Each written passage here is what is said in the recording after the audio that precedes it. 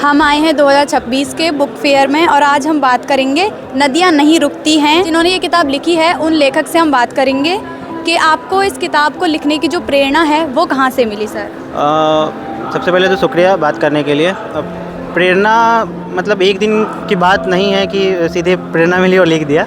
मैं ऐसी कविताएं लिखना शुरू किया था और लगभग 4-5 सालों से लगातार कविताएं लिख रहा था विभिन्न मुद्दों पे।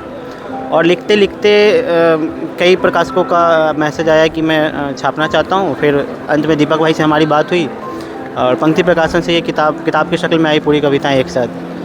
तो ऐसी कोई प्रेरणा जैसी चीज़ नहीं थी, क्योंकि मैं लिखने का पहले सोचा भी नहीं था कि मुझे किताब लिखनी है। बस वो हो गया, मैं कविताएं बस लिख रहा था। कोई बुक जो आपकी पसंदीदा बुक हो वो आप सजेस्ट करना चाहते हो?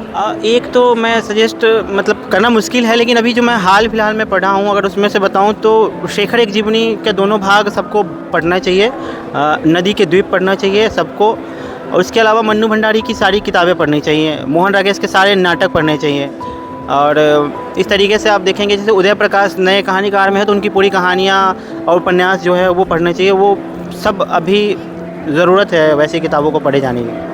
मैम, आपको जो किताब लिखने की जो प्रेरणा है वो आपको कहाँ से मिली? ये मेरी तीसरी किताब है और अब लिखने की प्रेरणा मुझे ऐसे मिली क्योंकि मुझे लगता है कि शब्द इतनी बढ़िया चीज़ है कि अगर आप उनको अपने जो शब्द आप नहीं सुन पाए और अगर आप किताब के ज़रिए किसी को सुनवा पा रहे हैं तो वो बहुत खूबसूरत एहसास होता है।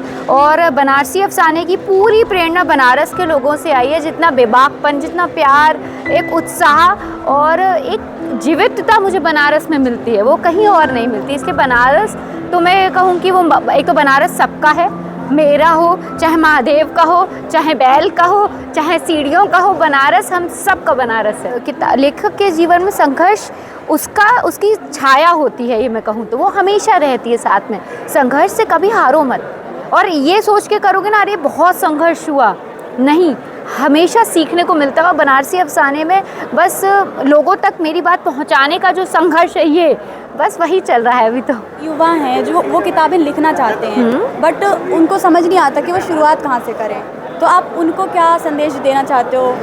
अगर आप किताब लिखना चाहते हो तो सबसे पहला सीख जो मैं कहूँगी आप सबके लिए वो है कि सुनना शुरू करो।